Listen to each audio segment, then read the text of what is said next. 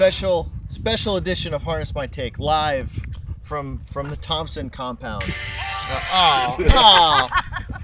What, who is that? What is that? Who is that? Great way to start the show, huh? It's the chicken houses. It's the chicken houses. All right, should we start over? No, we're good. We're good. We're good to go. So, a special edition of Harness My Take. We got Jason the Jet Thompson. We got Gina Maybee. We're at the Jason Thompson compound, right? Something like that. Is that? I mean, look, there's lots. It's like 1,500 acres all around. So we're in the center. There's a pregnant mare behind us over here. We'll just give a quick. She's about ready to pop, and it's a sunny day. It's a beautiful sunny day, so we decided to do it outdoors. So if anybody's got a problem, suck it, right? Yeah, absolutely. Pretty much. Do we want to jump right into the? Oh hell Jump right into the topics, right? Absolutely. All right, first topic. The Levy. Yeah. The Levy. Keystone Velocity takes the Levy. Did you watch the race? I did. And what do you think? I was pretty pissed off. I put all the money on, Superbred. He told everybody can't lose. Dr. J. Hanna raced him easy. Bet a couple $100 on him, and that's it. Whose fault was that? Was that Superbred's fault? It was his fault. Okay. He drove like a punk. Okay. Surrendered way too easy. Okay. Yeah. Hey, it is what it is, right? Mm-hmm. Gina, what do you think? Keystone Velocity won the Potomac Pace last year. Comes back, wins the Levy. So Potomac, Hopefully he'll come back for the third year at the Potomac Pace, and we'll have back-to-back winner for the same horse. He'll be the first ever back-to-back winner of the Potomac Pace. And, yep. Yeah. Yep. So, will you be driving in the Potomac Pace? Yeah, I wish. You wish. We're working on something actually. How about this? I want to know what you think of this idea. Oh, I'm not down for anything. All right. So the Potomac Pace is $100,000 final. Correct. Right. We came up with the idea. We were all spitballing this last night. Mm-hmm. If a owner and a trainer uses a Maryland driver, they get a bonus. And they win, they get a $25,000 bonus. I'm down for that. You're down for that, right? Mm-hmm. Because it's going to automatically give them an incentive to put a Maryland driver down. Yeah. So I mean, even if we get 4 or 5 Maryland drivers, half the field, that's a big story.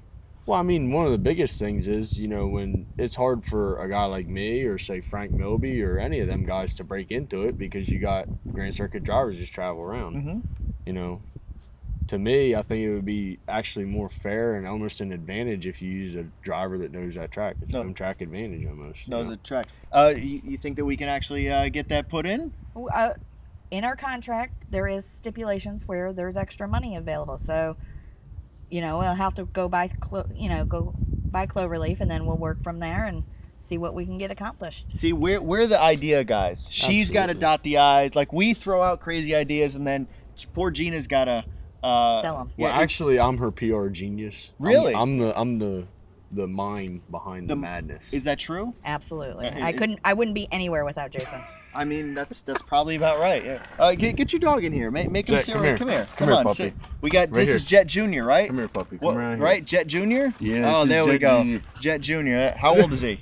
He's just tick over a year old. Oh, okay, so he's a young pup. Ooh wee. Gina, you put on. I want to be a driver event, Rosecroft. Yep. We got a bunch of these planned. Yep, this one was our fifth one. And I've got 2 more planned in the month of May. So, and I have 8 people. I limit it to 8 people at a time. Okay. So this guy was actually in a couple of them. He wasn't in the one yesterday. What happened? What? I heard you were on probation because the last time you just you were a little too wild with the participants. Is that true or not? No, I wasn't wild. What I did was last time we did it, I think I had somebody important. It was like a council member or something. Jet, sit down. Oh, it was the state delegate. Yeah, I had Tony Knotts. Okay. I had the state delegate with me, and when the man said go, I decided to make him get a little scared. And he grabbed a hold, screamed like a little girl. And okay, that's it. maybe he said something to Gina. I don't know.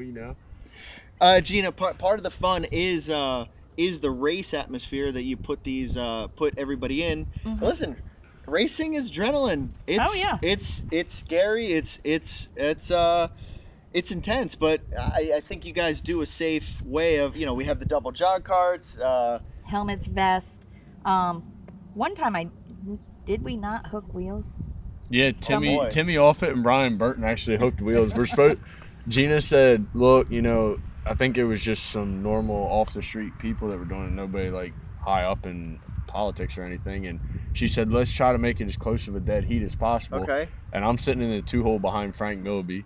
And Timmy was parked the whole mile. And here comes Brian 3 deep in the last turn and hooked Timmy's wheel. And like the people up there were like freaking out. And the guy next to me goes, is that bad? I smell burning rubber. And I was like, no, we're fine. It's fun. Play it all. It's fun at the. I mean, you got to put a little bit of excitement in it. Absolutely. Right? So Gina, a few more of these events. You give a full paddock tour, a little education on everybody, throw them in the race, and then give them a little dinner afterwards. Let everybody watch the races. Yep. Maybe we need to do a little bit more betting 101. Yes. Keep them at the track all day. So overall, what do you think of each event? Well, you're never going to get 2 events the same because I don't script anything. So we go into the paddock. I find the first trainer. I throw them. I just basically say, hey, show them what you're doing. Tell them, explain it. So they're never going to get the same trainer, the same driver to talk to. It's a cool paddock tour too. I think they get a lot of the people were excited about how they just wanted to know about the horses in general, to make sure like, hey, these horses are, I don't know anything about them. I don't know their lifestyle. I don't know why they're wearing this. So I think the paddock tour is just letting them see the equipment up close and personal was kind of cool for them. Yeah. And we they ask really good questions. They want to know why the horse wears a tendon boot. So, you explain that, or the trotting boots, or the knee boots, and every blind, you got the blinders and the bits and all of that. And they ask good questions. They want to know. And the great thing about Standardbreds is they'll stand on cross ties for days and they'll let you pet on them. Right. And that, that's huge right there. Yeah, people get to interact. Well, one of the big things was probably the first 2 or 3 events that she ever did. I think it was last year, the year before. Most of the people were thoroughbred people. We had just got bought out by Stronach Group. People were coming from Laurel and stuff like that. So they have general horse knowledge. It's just a whole different sport. So, they just wanted to dip into that sport a little bit.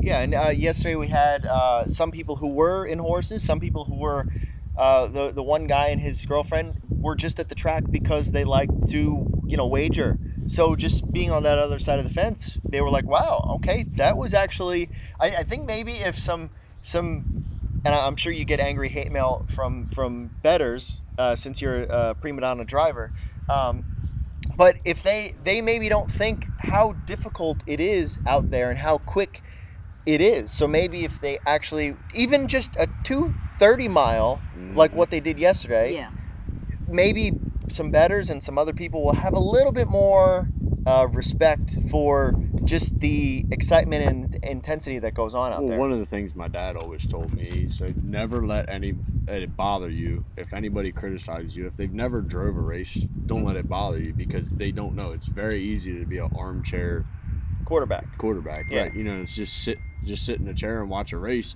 It looks a hell of a lot different on TV than it does where I'm sitting. Right. You might think I have room to get out if I'm locked in, and I need this much room by a wheel, then I'm not going to get out. So overall, this I Want to Be a Driver event, a lot of aspects.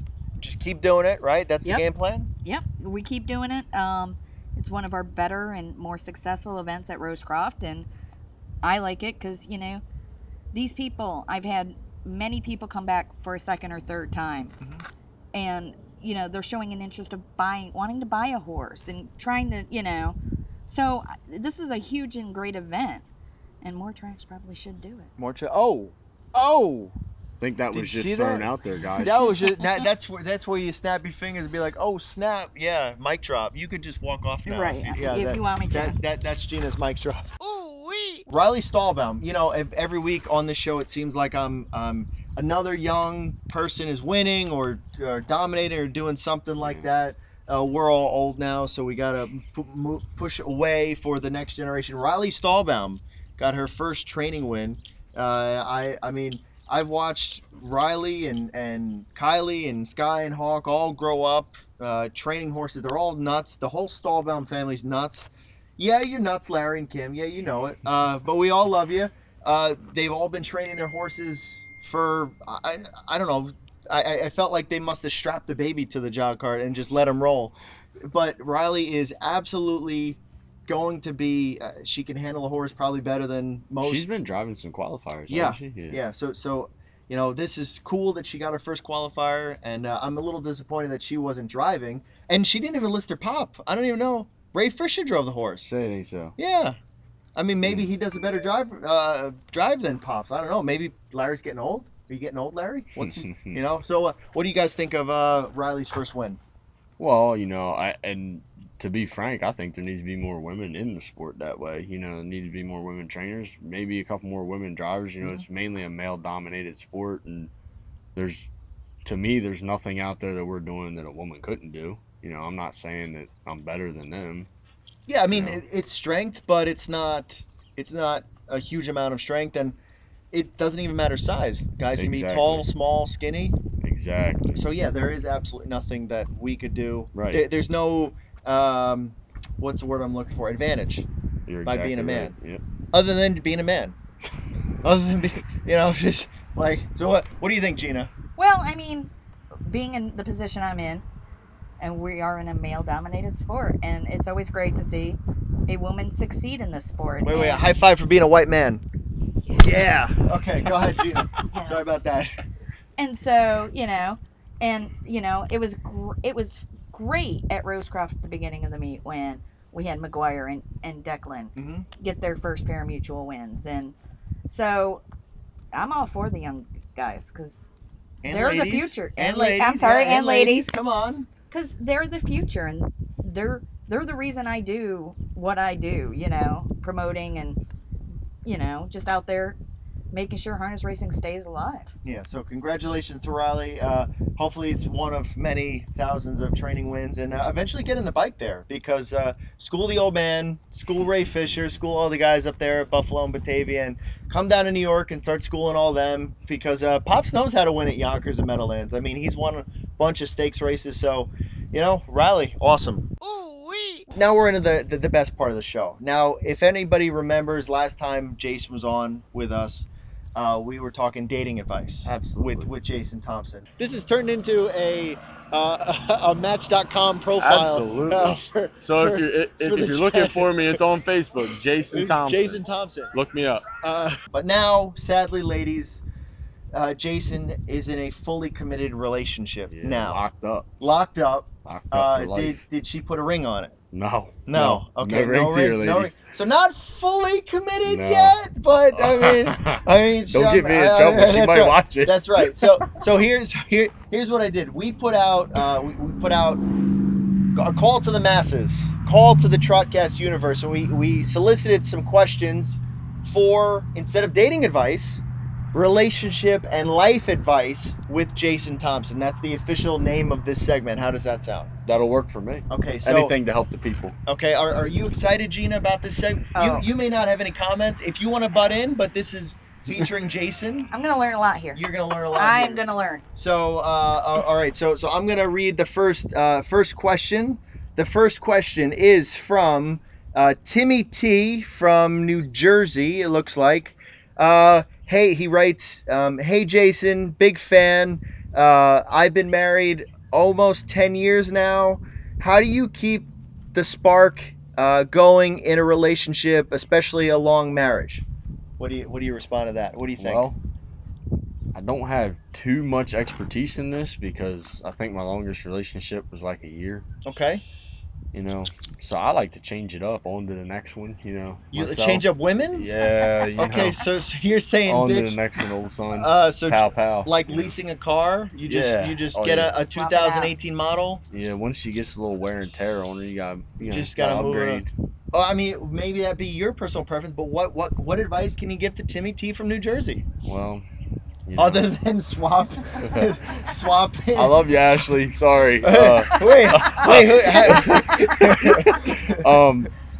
Well, don't know, spend some more money on her. Just throw money at her. Absolutely. Okay. I know she likes barrel racing and stuff, so quit being a cheap ass and buy her a decent horse. Okay, there we go. So there we go. Hopefully Timmy Tee enjoys that relationship advice.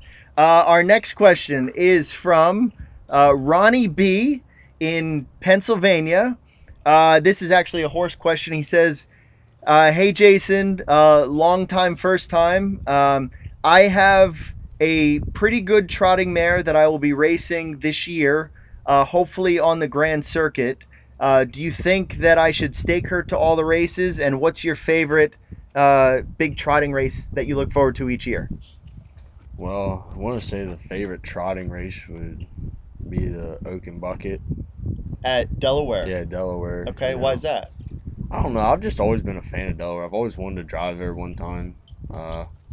But, you know, to me, if you got the money to stake them, I'd stake everything I ever, I had. Just stake them to everything. Yeah, because you never know. You can, look at Goo Goo Gaga. He's not royally bred. He ended up being, a really good horse from Maryland, so, if I had the money, I'd just stake them to everything. Okay, so stake them to everything. Ronnie B, that's some good advice. Gina, I'm going to put you on the spot. How do we get a Potomac trot? What would the name of the Potomac trot be? Like, is there another river, or is there something that starts with a T? But how do we get a $100,000 Potomac trot? Find the money somewhere. Find the money somewhere. We got to plant that money tree apparently and just grow it. Just grow it. On top of that, we also need to get some decent trotters there. Right now we don't really have that many trots. Just overnight races. Overnights. We don't even. I think we have 5 a week. Maybe 5 a week. To me, the gait of a trotting horse is just almost dead as a breed. Because you look at Harrington, when I was younger growing up, or Dover, they had a night that maybe had one pace on the card, the rest were trots. They can't even do that anymore. Yeah. It's just pacers are easier to deal with.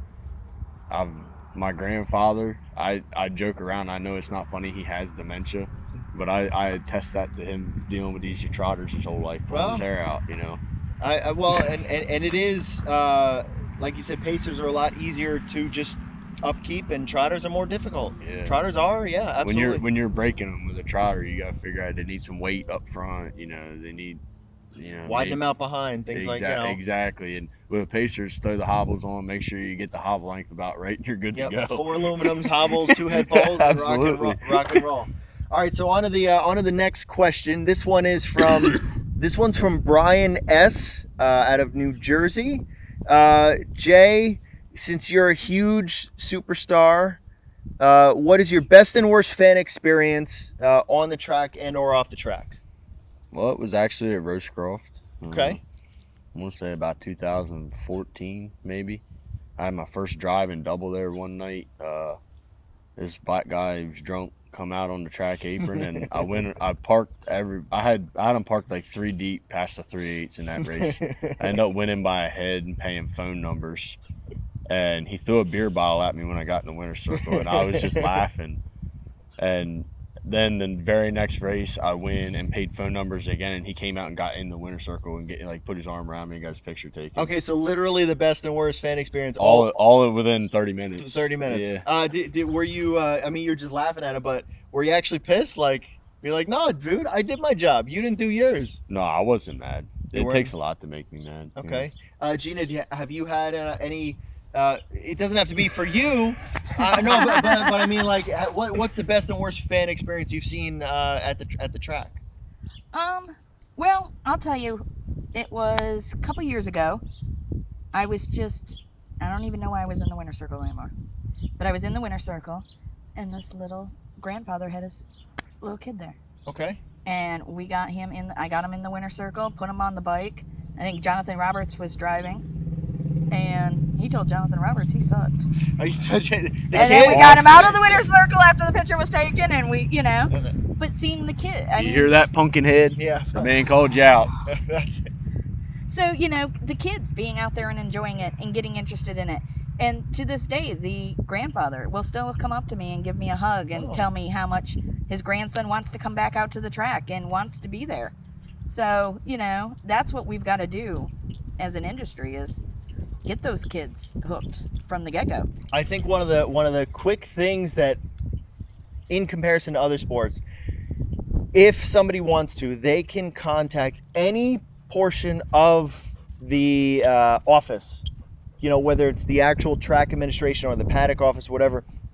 And if they want some sort of fan experience, we'll give it to them. Oh, wow. We'll give them starting car rides. There's a lot of tracks that will be accommodating, and I think that you can't go to an NFL game and be like, hey, I want to go on the field. But, you know, in our horse racing, we can do that. And it doesn't matter if it's the most popular thing of the day. Pocono does starting car rides all the time. A lot of tracks do this. And I think that just having the fan experience of that, hey, we just created a fan for life. Yeah, we had a guy who last fall had emailed us and said, you know, I'm doing a traveling tour and I want to swing by Rosecroft, and my bucket list is to get my picture in the winner's circle. Mm-hmm. Well, we one-upped him.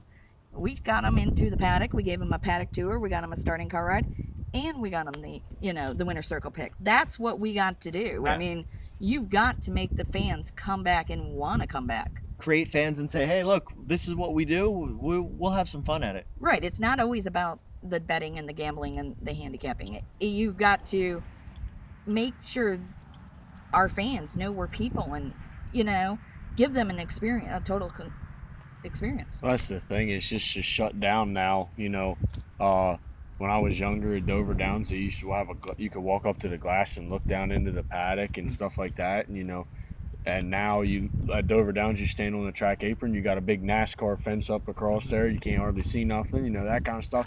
And that goes back to everywhere. But to get the money, you got to have the people first. There's a straight disconnect. Exactly. So we got to reconnect. Yeah. Next question. Well, this one really isn't a question. I just thought it was interesting. It's a comment. This is from J.H. from upstate New York. He writes in, hey, Ryan, you suck, and Jason, you suck more.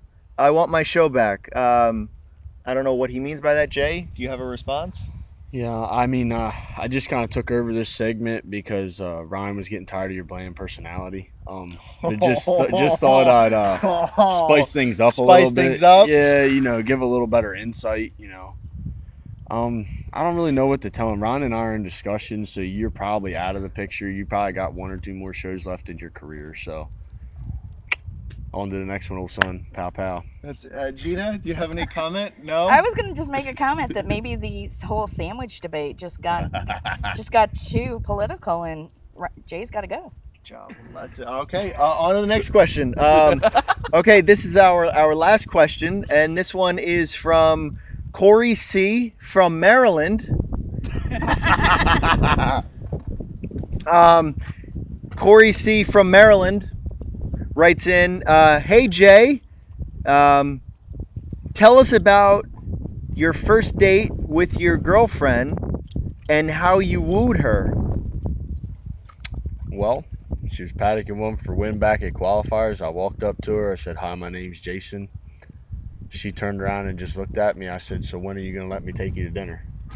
And just confident, strolled up. And she just looked at me and kind of laughed and turned back around and went to work. And I think she added me on Facebook about that's what it is. About 3 days later and messaged me.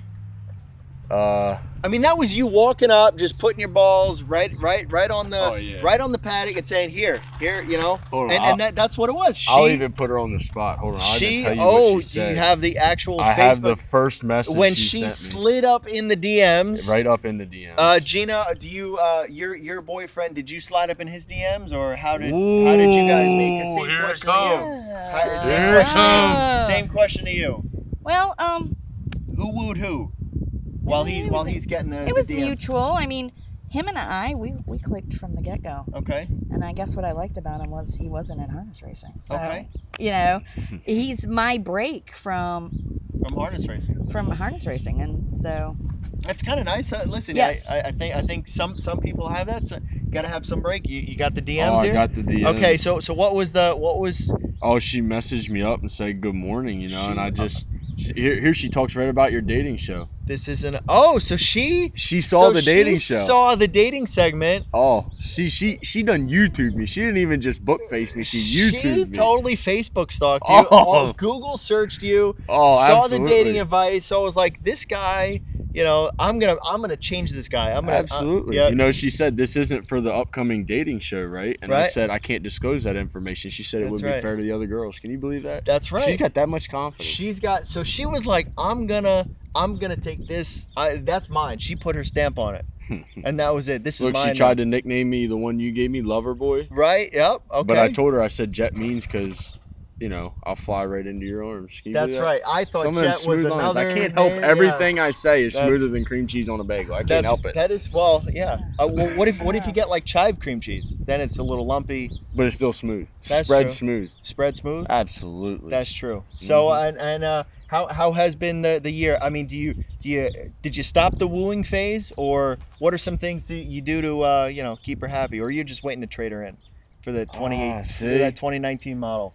See, we're working on that. You know, she treats me pretty damn good, so I can't trade her in yet. But okay. One of these days when she gets a common streak in her, you know, it might be time to stop. Yeah. Look, we got the horse coming. So you think just watch out. What's her name? Allie. Allie, listen, those 2019 models are out. Yeah. Just be aware. This is the Jet, man. She's jealous. I'll tell you that. She does get jealous. Okay. Do you like that?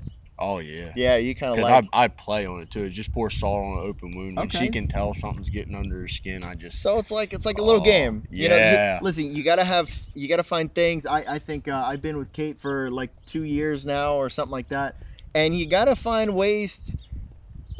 Sometimes like, if she gets irritated, I laugh. So I find things that get under her skin. My girlfriend throws hissy fits because I'll just completely do the opposite of what she says. Okay, there we go. And then when she starts throwing a hissy fit, like a temper tantrum, I just laugh right at her.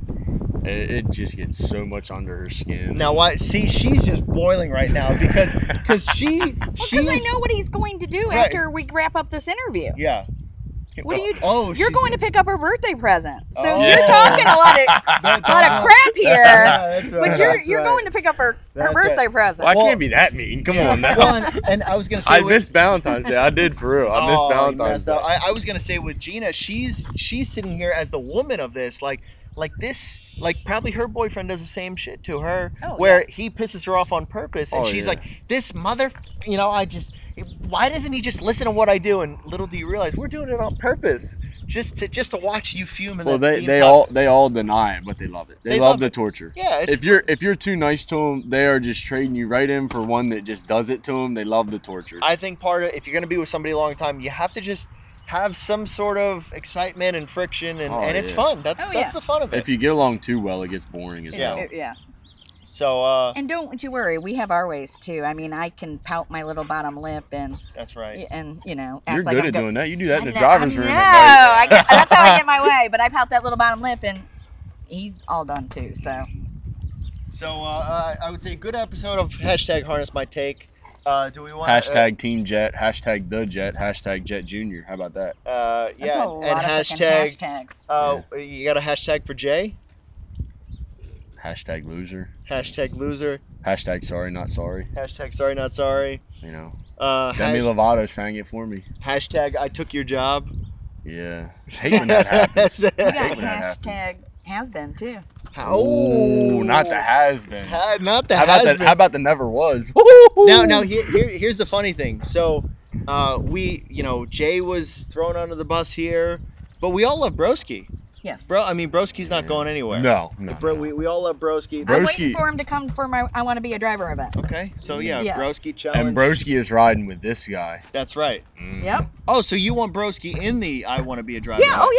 Oh okay, yeah. Broski, No. There you go. And I'll even hand him the lines. Hand him the lines. I'll let him drive. Let him drive. There what you do go, I tell you guys every time you guys go onto the track for these events? Don't hand him the lines. If we feel comfortable, hand them the lines. Oh, okay. And go slow and be safe. Those are my 3 advice. But most of the time, it's not very comfortable handing other people lines. Yeah. And they never go slow. They never go slow. Listen, you got to make some fun out of it. So overall, thank you guys. Shameless self-promotion. Do you got?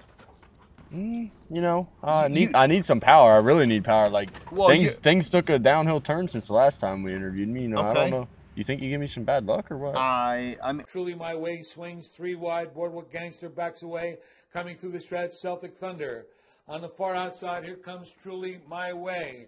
Down the inside is Terror on My Side. Truly My Way is in front. In the winner's circle, Truly My Way, 8-year-old bay gelding by Don't Get In My Way, owned by Debbie Stafford, trained by Jeff Stafford, driven to victory by Jason Thompson. 158-2. Well, I got you a girlfriend. You did. That's do more that. important. That's way more important than anything else. Man, You know? don't put me on the spot like that. That's more important.